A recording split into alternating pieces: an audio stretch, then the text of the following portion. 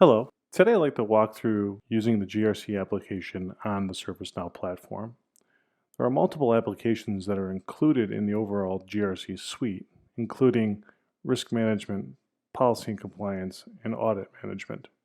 So I'd like to first start out with kind of running through how we're actually going to leverage the platform and see what type of information is available to me or as an end user who needs to own certain risks or be the profile owner, if you will, uh, for a specific risk area. Just using this as my starting point, I'm going to start out at the risk management dashboard here. And we build these dashboards to have relevant information for what I need to see or what's important to me.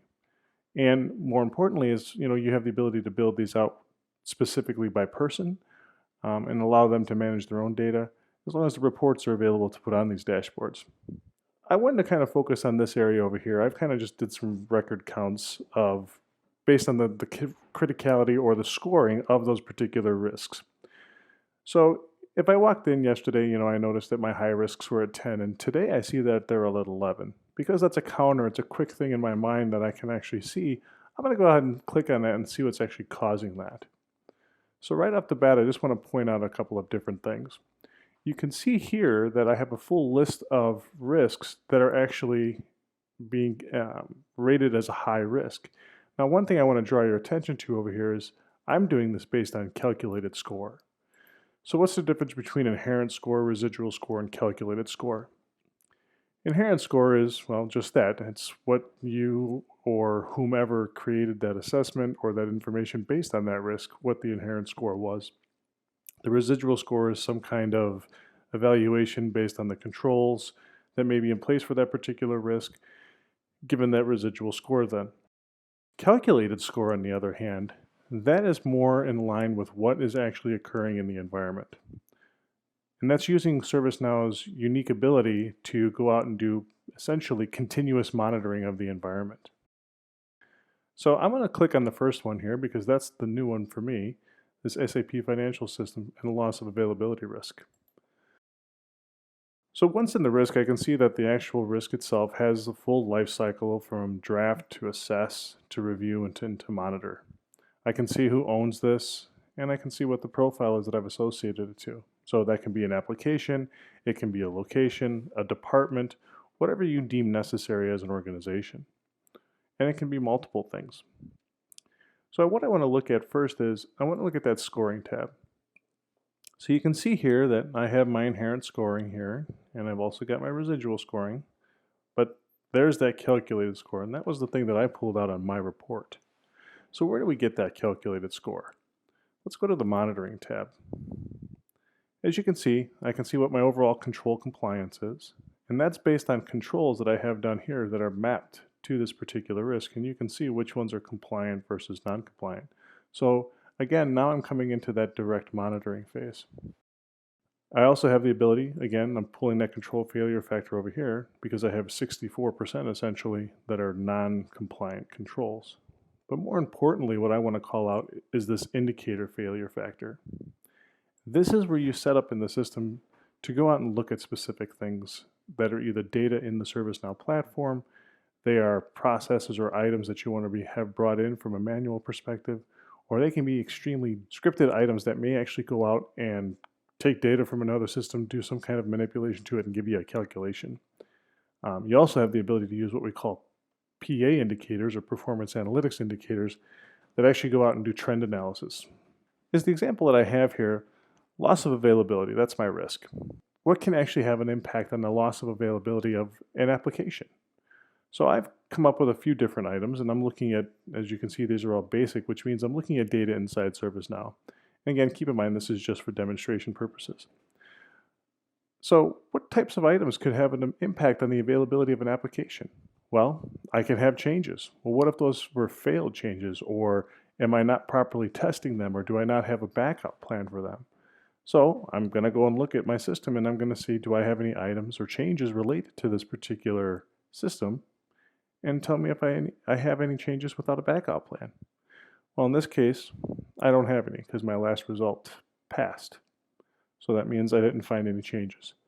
However, I also set up one to look for high-risk vulnerabilities against that platform, any open security incidents, and any open operational incidents. Because not only can security or vulnerability have an impact on my overall availability, but maybe I'm having intermittent operational incidents, and I want to get that information back as well.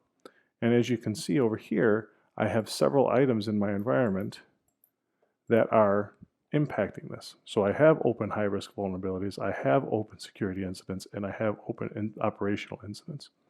Now what's nice is I have the ability to then go in and see what those items are. So if I click on the open vulnerabilities one, I can look at the detail around what's being brought back in the system, or what is actually in the system for me to see.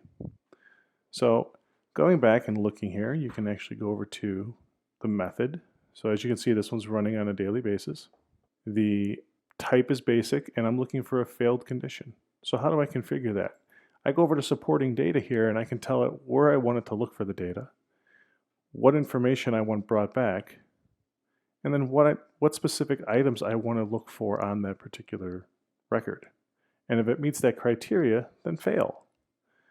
Now, I'm giving it a sample size of 1 million, but in reality, you can look for different sample sizes based on what your population of items are. If I only have one change a day, I can maybe just review that individual change on a daily basis.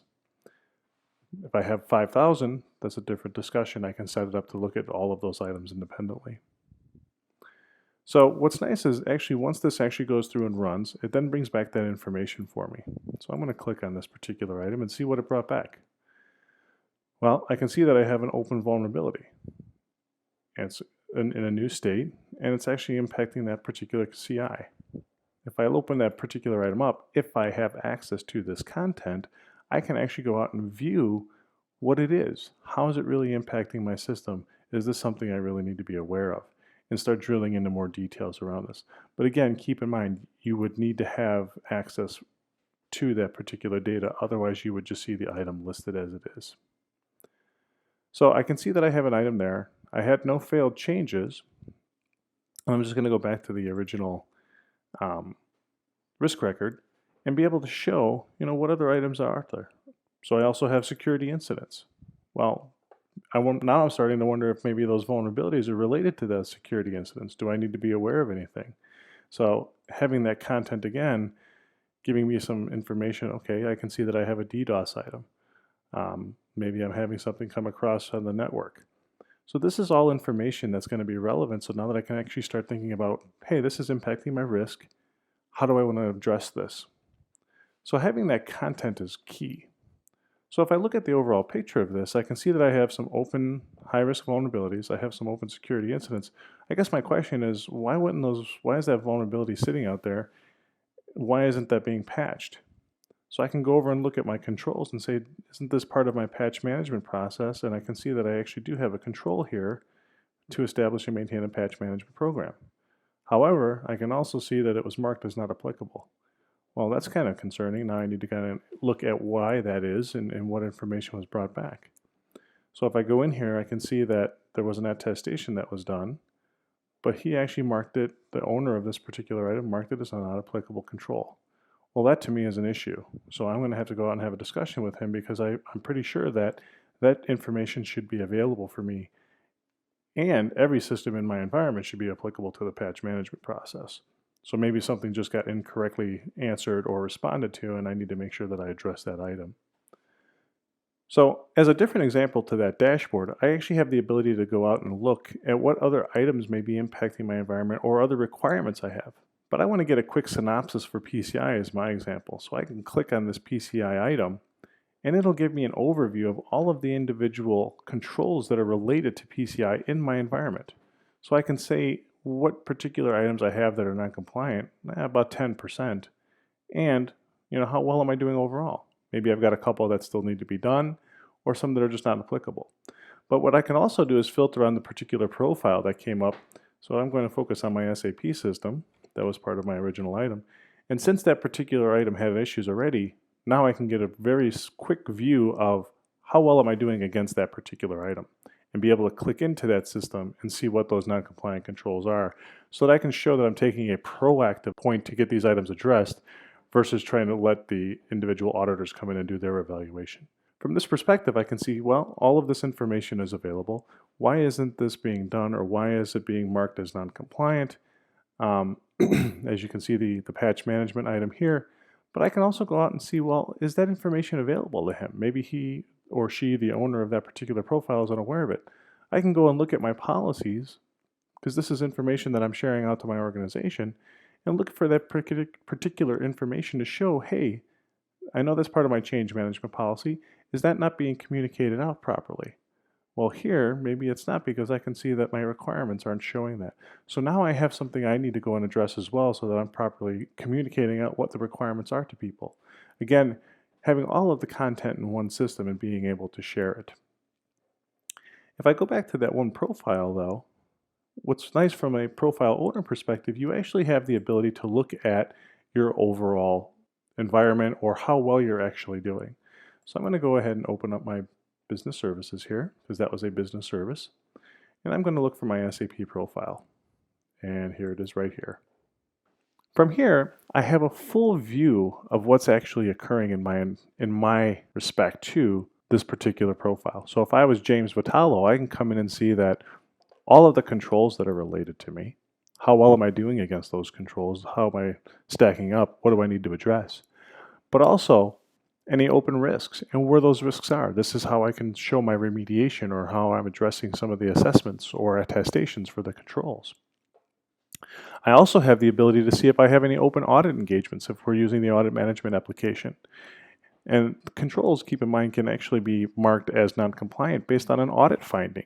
So I can track all of the audit engagement information in here and show these are different issues and risks that need to be addressed from an audit perspective, from an overall operational perspective, across the board, and be able to show full visibility of that information. And just as an example, I can actually go over here and see any open issues. So do I have a failed test from an audit, or do, more importantly, or more realistically, I should say, would be one of the individual indicators. Maybe I have those indicators noted for a control, or I have those indicators that I had mentioned earlier on the risk. If those items fail, I actually have the ability to bring that information in and show all of those issues that may be related to that.